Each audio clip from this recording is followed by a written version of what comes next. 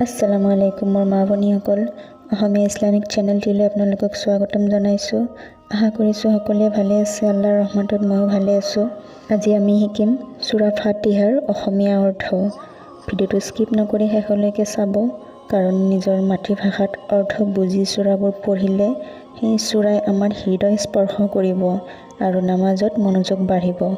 বলক তেন্তে ভিডিঅ'টো আৰম্ভ কৰোঁ। আউযু বিল্লাহি মিনাশ শাইতানিৰ ৰাজিম। আল্লাহৰ ওচৰত আশ্ৰয় বিচাৰিছোঁ অভিশপ্ত শয়তানৰ পৰা। বিসমিল্লাহিৰ ৰহমানিৰ ৰহিম। পৰম কৰোণাময় পৰম দয়ালু আল্লাহৰ নামত আৰম্ভ কৰিছোঁ।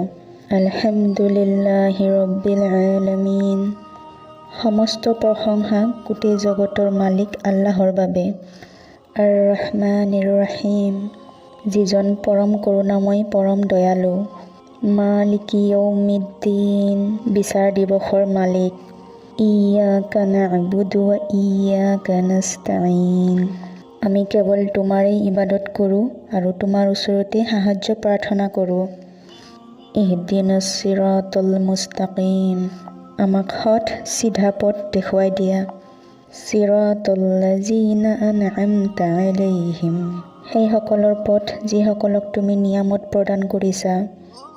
গায়ৰিল মাগদুবি আলাইহিম ওয়ালাদ্দাল্লিন, সেইসকলৰ পথ নহয় যিসকলৰ ওপৰত আপোনাৰ অভিশাপ বৰ্ষিত হৈছে আৰু যিসকল পথভ্ৰষ্ট হৈছে।